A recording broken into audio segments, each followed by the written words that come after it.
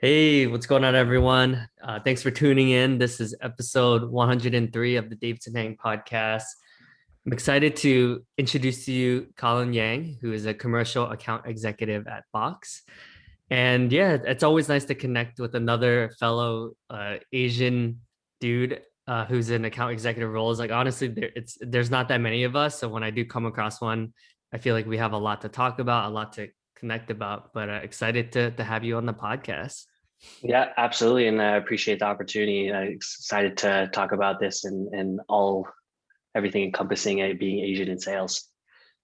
Yeah, I feel like you were sharing with me earlier like how you grew up because I do think one of the most common things that most Asian guys deal with is just confidence, right? Going whether it's like dealing with adversity or I've had a lot of microaggressions or quite frankly even just racist comments, right? Like microaggressions is putting it nicely, I would say growing up. And honestly, like it kind of did mess me up a bit, but I think like as I grew older, I kind of like became much more and comfortable in my own skin.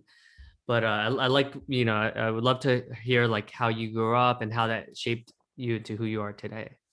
Yeah, no, absolutely. So I was actually born in Hong Kong in 1996, and then we moved to California when I was 3 years old in the Bay Area in Marin.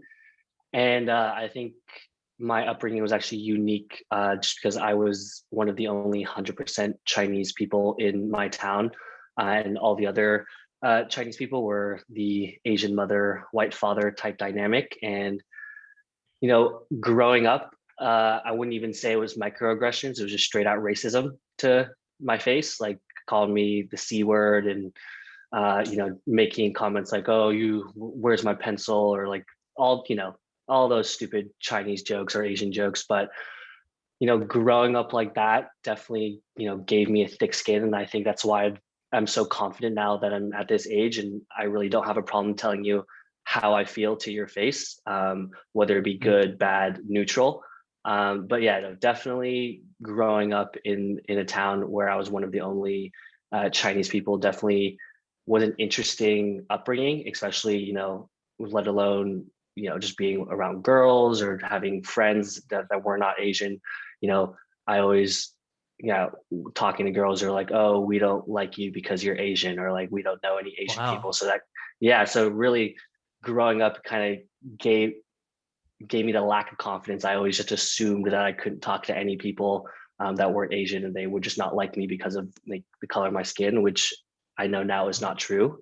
Um, but definitely growing up in the town that I did and being one of the only Asians was an interesting experience. And going to school, I went down to school down at Santa Clara University, and I distinctly remember the first week of college. I called my mother because I was not used to being around that many Asian people. I was like overwhelmed by the amount of Asian people I was around. So that was definitely an interesting experience. But at the same time, during welcome weekend, I felt much more comfortable just approaching a random group of Asians, opposed to going up to a bunch of fratty white guys who were drinking beers and slamming those. So definitely it was interesting transition going from growing up in an all white town to going down to do a school in San Jose where there's a much larger Asian population. So I'm definitely glad that I was able to experience that. I'm curious. I mean, this is like pretty deep topic, but I'm curious like if it's like a self-fulfilling prophecy that like, oh, they won't date like an Asian guy, or is it like I'm curious like how much of it's like internal, like just self-conscious, or is it like both, right? Like what comes first, right? I feel like that's like a I think now that I'm older, it's more just self-conscious because when I was younger, I just time and time again, girls were like, "Oh, you're Chinese, so I'm not really into you," like just because there's not many of you guys around. So hearing that over and over and over again growing up, from elementary school all the way to high school, definitely had a negative effect on my confidence, let alone just forget about talking to girls in general, but just with life. But definitely going down to college kind of stopped really caring what other people think of me, and then just meeting as many people as possible, chatting up, just striking conversations with people definitely helped break that down. I'm not going to lie, it's still something that I wouldn't say I'm challenged with, but in the back of my mind, it's definitely one of the first things I think about when I approach someone. That's interesting because I think like the perception that you give off is like extremely confident, right? So someone who doesn't necessarily know you, I think just might assume that like, oh, this guy probably walks in like he owns the place, right? Like I think, I mean, obviously we've only met like a handful of like, but it's just I feel like that's just the vibe that, when you like just without getting to know you, right? That you kind of like perceive, like you kind of project. Yeah, definitely. That's definitely something that I try to do just because it makes me stand out and it makes people remember me, especially in sales. Half of it's confidence. 50% of the time, they don't know if you're telling the truth or not. So if you're confident and you sound like you know what you're doing, and as long as you walk the walk and you talk the talk, it a lot of the time it works out for the better. And not just in my professional life, but in my personal life, I've noticed that to be true. So I really try to come in with a certain level of confidence with anything I do. Yeah. That's interesting. I think it's sort of like the fake it till you make it, right? Thing. Exactly. Yeah. Exactly. Yeah. Yeah. No. I mean, especially, I wouldn't say fake it. Yeah, no, long story short, yeah, no, kind of fake it till you make it kind of mentality. Obviously, stay in school and everything, but and do your and do your work. But I would say half of it is making sure that you're confident enough in what you're talking about. Definitely. So yeah, no, I like that. Fake it till you make it. Absolutely. Yeah, and I think what's interesting, I know we've had a discussion about this, but I don't think a lot of like Asian parents or know that like what an account executive is, right? In tech sales. At least I don't know how it is in the California, in the Bay Area, but at least Mhm. like where I grew up in, Jersey and stuff like that, like none of my family like members, like no one knows what it is. They're like, what do you do? Like, nah, I don't really should you sell computers? Like Yeah, so actually, I actually didn't even know anything about tech sales until I went into college. So I came in freshman year, not knowing what I wanted. I knew I wanted to be in business just because my father was in business. He was in finance. So initially I wanted to follow suit, go the whole finance route, be one of those guys. After further evaluation of what that actually meant, I realized that wasn't a fit for me. I don't like sitting at a desk for 12 hours a day of looking at graphs and making models and all of that type of shit. Yeah. So I realized that finance wasn't the role for me. So I needed to look into the other departments of business because I definitely knew I wanted to be in business. So that's how kind of sales kind of got brought onto my radar. And there's not really sales majors at colleges, so I went with the marketing role. I thought that it was the closest related department to sales, and I didn't want to bust my ass doing economics or finance if I knew at the end of the day I was going to go into tech sales. So that was my thought process at school. Extremely happy. That's what I did. I wouldn't say I coasted by, but I was able to get a really good understanding of how businesses operate from a marketing standpoint by doing that. And then going into tech sales, it really gave me a good understanding of how to work well with my internal teams, whether it be marketing, legal, procurement, et cetera, to, at the end of the day, get those deals across the line. So definitely glad that I went with the marketing route. Yeah. Like it's interesting, right? Because I'm surprised not more colleges have some sort of professional sales degree, right? Because we obviously both know how much you can make being, like you're a relatively young guy, right? In the sense of like your whole career, like you have a lot of years left of working and you're making, money that people in their 30s, 40s, and people that are well established in the career is making, right? So you would think that there'd be like a degree in professional sales, but it's still very hard to come by. Yeah, no, I think that's a really good point actually, because I forget what statistic it is, but I do know that I was a large amount of people in their professional careers end up in sales. And if you think Yeah. about it, everything, I wouldn't say everything is sales. Obviously, coding is coding and finance is finance, but a lot of these roles that aren't titled as sales are sales. So let's say Yeah. you're in finance looking for clients to manage their portfolios. You're cold calling, that's sales. You're not technically selling software or a physical product, but you're selling your services. So I absolutely agree with you that I think schools should start investing more in sales careers because I don't know about you, but a large number of my friends, a large number of my peers from school are now in business development or account executive roles or SDR roles at different software companies. And especially being in the Silicon Valley, there's just endless amounts of opportunity, working for these guys. And a lot of the time, going into like an SDR position is a very good segue into moving horizontally into different departments if sales at the end of the day is not for you. Yeah. So I totally agree. I think universities and colleges across the US should start investing more in the sales role, especially within technology. Obviously, I'm quite biased around that, but I personally believe, technology is the future. There's no way we're going back in time. So if anything, Yeah. there's more and more of these tech companies that start popping up, and more of these sales opportunities are going to be available for not only us, but hopefully other Asian Americans and Asians trying to look into getting into sales. Yeah. And I just think it's fascinating that, like 20 something year olds are making like over 150, right? Like I think the concept is just like, I think if more Asian parents knew about that, they wouldn't be so opposed to their parent, like their kids, like, taking a BDR job, right? Because they're like, wait, why would why would you go to college and get into sales? Like that's like a weird concept for many Asian parents. Yeah, and I think the biggest thing is sales for them when they were working and sales now are two totally different things.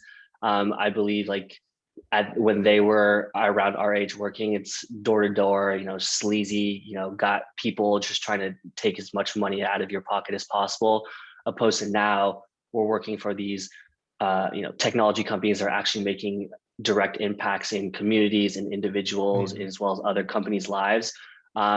As well as now there's more of a career path for sales. It's very broad, it's very structured.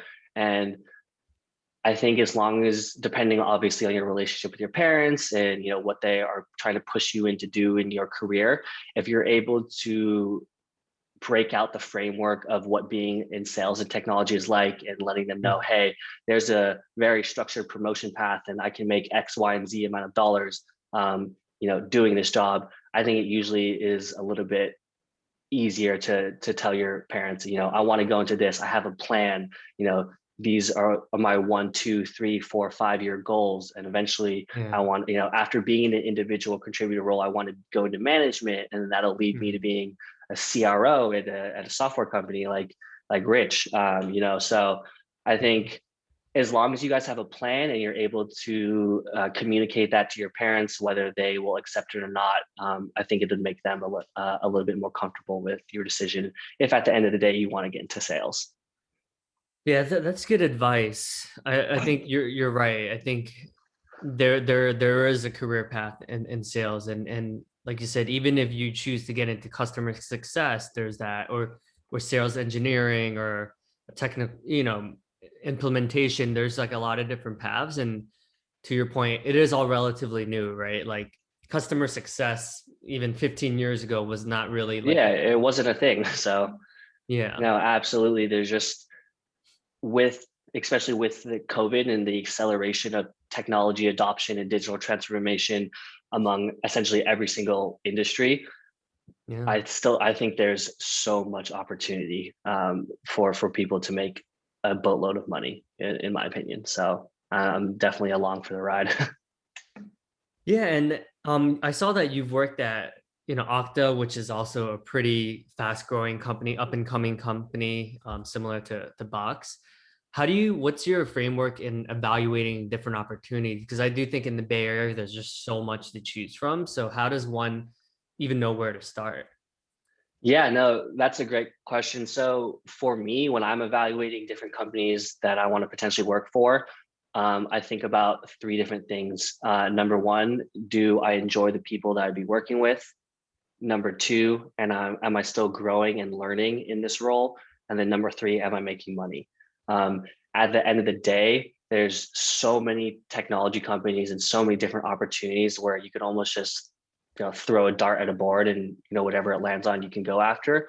But I think what a lot of people don't realize is at the end of the day, work-life balance, as well as identifying the people that you will be working with, either with colleagues or your managers, and making sure that you have good relationships with them, is the most important thing. Because whether you like to hear it or not, there's a lot of internal politics in tech, and a lot of the time, if you are doing your job, hitting your number, that's not enough. You need to make sure you have the relationships built out with your managers, with your directors, with the managers who you would be reporting to next with your promotion. So I think, to answer your question, when you're evaluating different software companies, definitely look at Glassdoor reviews, what the bottom line employees have to say about the company and whether they're enjoying it or not. I like to do a little bit extra work, and I like to reach out to existing employees in the current role that I am interviewing for, and I like just to pick their brain. I like to ask them, no bullshit, beat around the bush. Do you like it? Do you not like it? Why don't you like it? Why do you like it? And then I weigh my pros and cons and decide whether I'd like to take a chance on that company or not.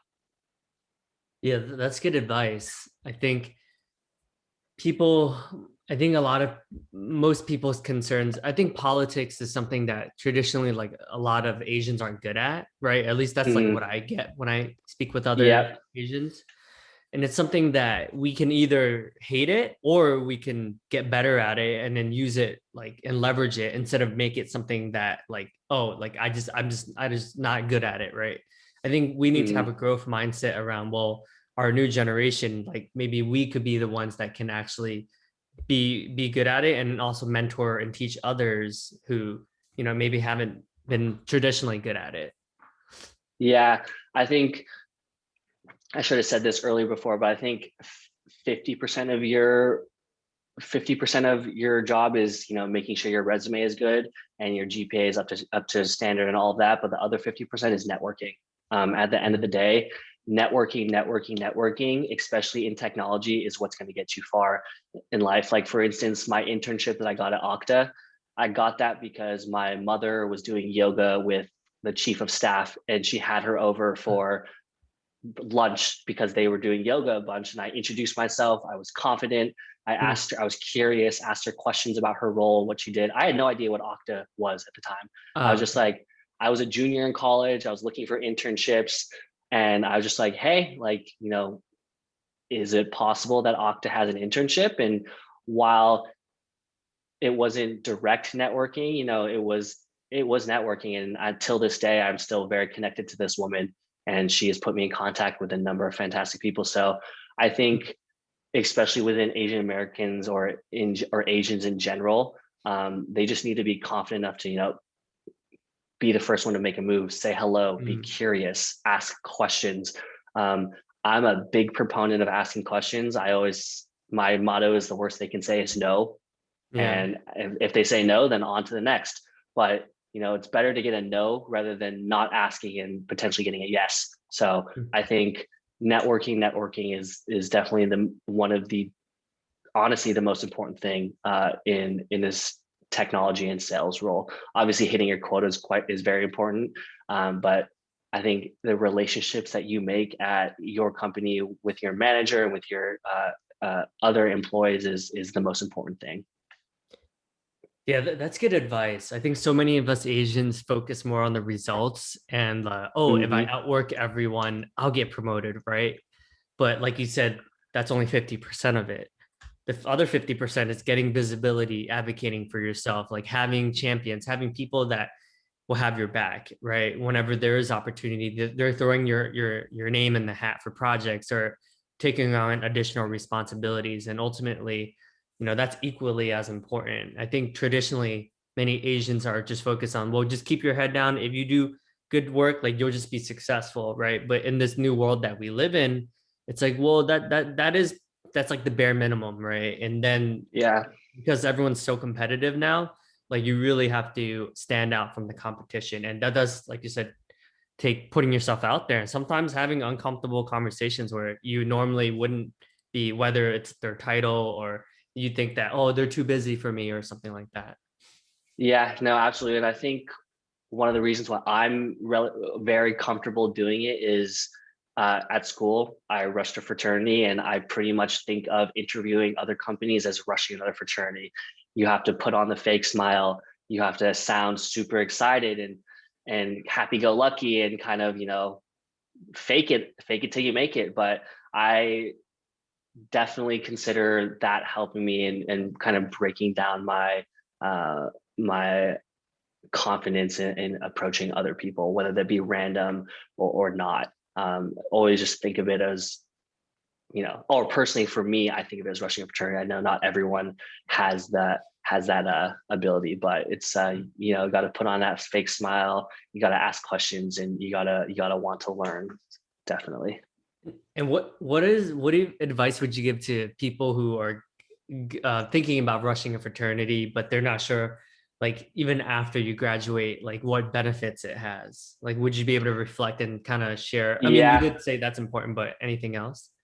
yeah. At the end of the day, it's networking.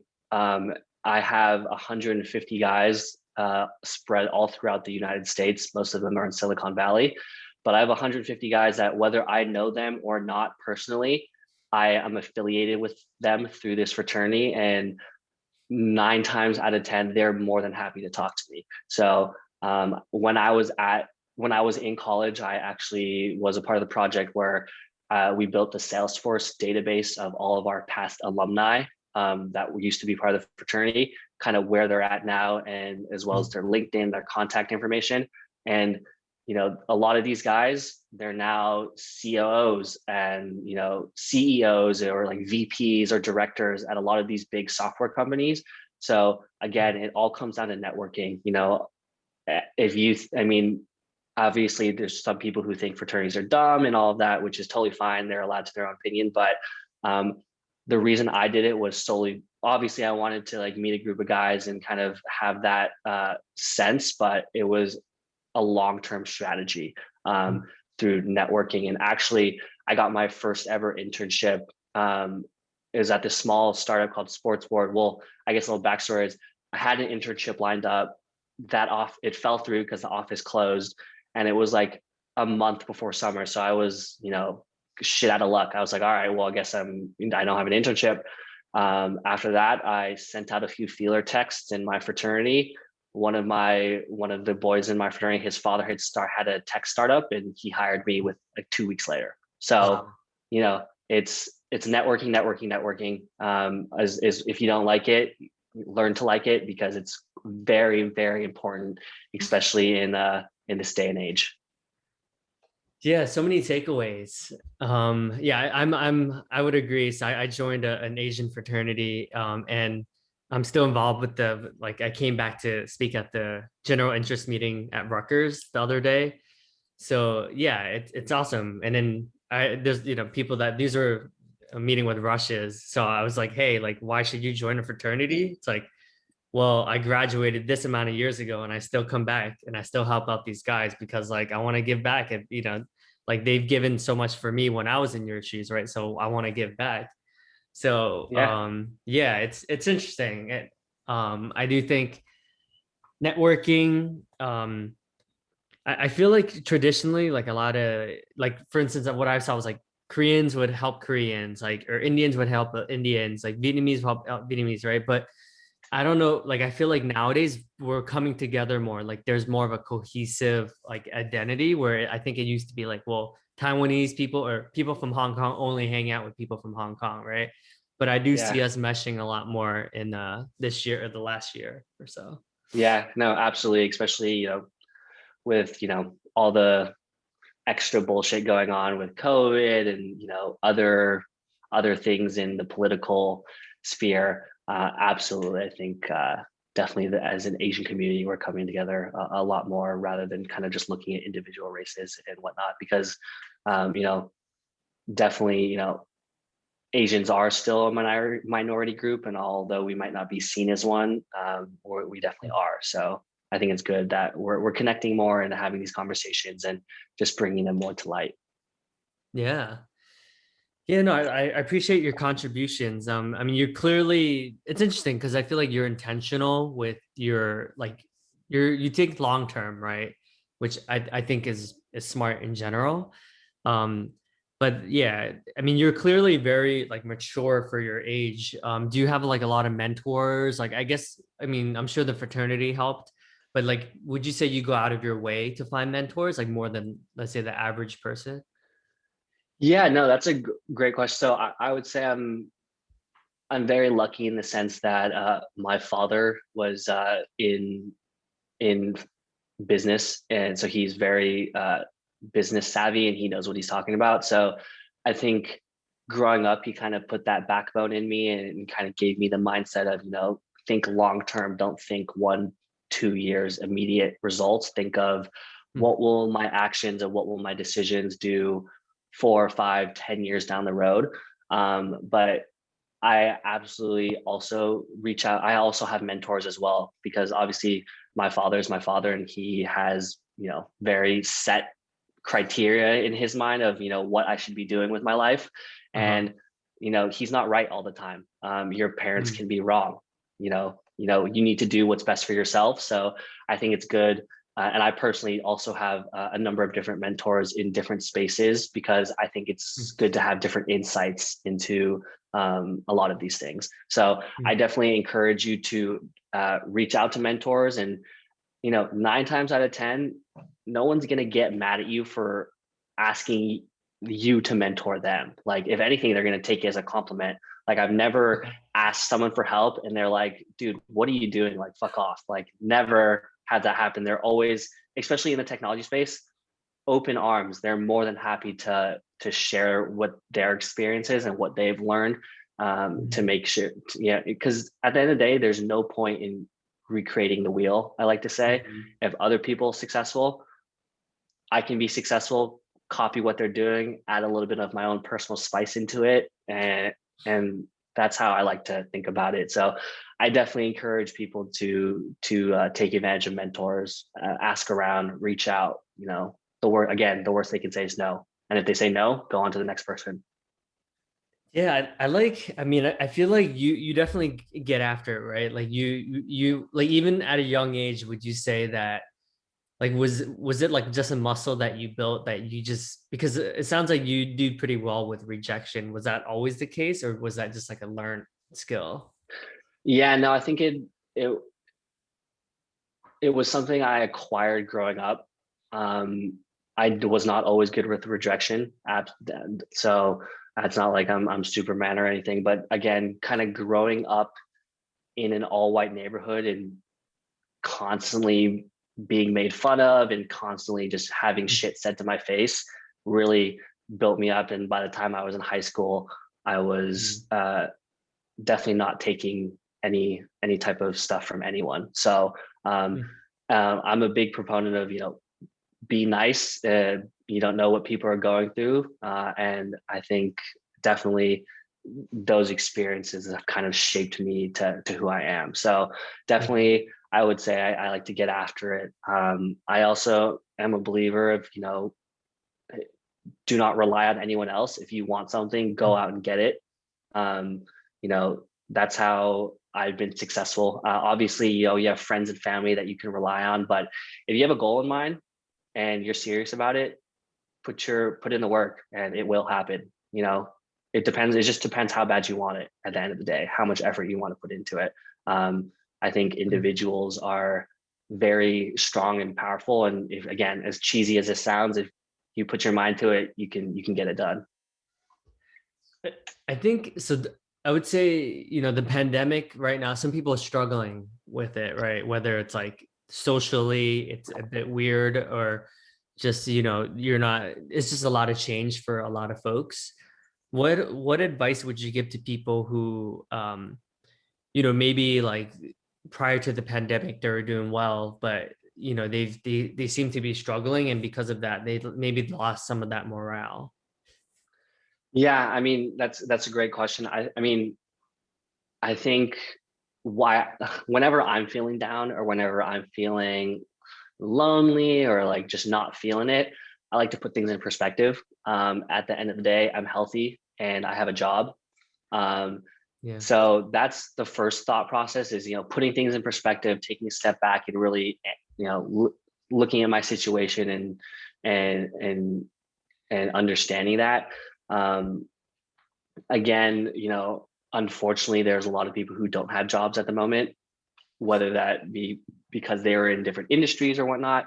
But I think what really has helped me, especially through the pandemic, is putting things in perspective and talking about it as well, not just bottling up my feelings and not talking about it. I think definitely expressing how you feel and letting people know that I'm feeling shitty because of X, Y, Z, or I'm not feeling work because of A, B, and C. It helps. I'm a big proponent of talking about your feelings and not bottling things up, because at the end of the day, your mind is your worst enemy. And if you don't believe, I mean, I hate this, sounds so cheesy, but if you're not a believer in yourself, like, you're not going to make it. Like, so I think that's the number Yeah. one thing is be vocal and put your life in perspective. Yes, so many gems. I feel like a lot of the takeaways from our conversation is like, obviously all that stuff happened like when you were younger sucked, right? Like clearly no one wants to be made fun of. No one wants to be rejected by the opposite sex all the time. But it really kind of, I'm present to if that didn't happen, like it wouldn't have made you have such like thick skin and resilience. And if that didn't happen, it wouldn't have truly made you who you are, right? Which is someone who like just gets after it, who isn't afraid of hearing no, who isn't, because I do think like a lot of times like you can let that really affect you, and then you're like, okay, I'm not gonna like ever talk to women again. Or you can move on and move forward and be able to learn, right? Which clearly like you were able to take what most people would say it's like a pretty crappy situation and make it into something that is made you a better person, right? I think it's like what you choose to do with that adversity. Yeah, no, I mean, at the end of the day, I wouldn't say a lot of this was handed to me. I had to work for it, whether that be networking or reaching out to employers or employees and just kind of getting my foot in the door, whether that be through reaching out to my mom's yoga friends or just direct messaging them. I definitely think you definitely need to put in the work if you want to see if you want to see results. Things will not be handed to you. So especially being an Asian in this type of environment, things will not be handed to you. So you need to make Hmm. yourself stand out. You need to volunteer for projects. You need to take on extra responsibilities. You need to let your company know that you're here to stay and that you want to put in the work to get shit done. Yeah, and it is an interesting topic too, right? I speak with a lot of other Asians in client facing roles, and we often share the sentiment that we do feel like we have to work a little bit harder than, let's just say our like white counterparts. And maybe that's just the nature of thousands of years of systematic, like just how corporate works. So it's hard to really like, it's going to take time, right? Like it's not going to be like tomorrow where like, okay, but it's an interesting topic that not a lot of people talk about, whether it's just people are afraid of just saying controversial things, but it's something that many people aren't open to sharing out in the open, you know. Yeah, and I totally agree. And I think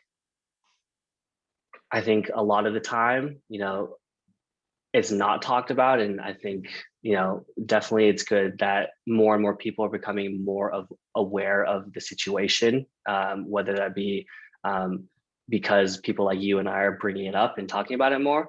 But I mean, it takes time. Like I've been at Box for 2 years. It's not like I got at Box and was instantly well known, was instantly doing well. I had to, make a name for myself and do the types of things that we've been talking about over this last hour. And it definitely takes time. Like you said, it's not instant gratification. You just have to be patient as well. Yeah, well, thanks, Colin. I really appreciate all of your insights, many takeaways in terms of like taking initiative, right? Not waiting around for opportunities to be thrown to you, not waiting for life, like being proactive and intentional about your life and your career choices, not letting someone else dictate, where what your future holds.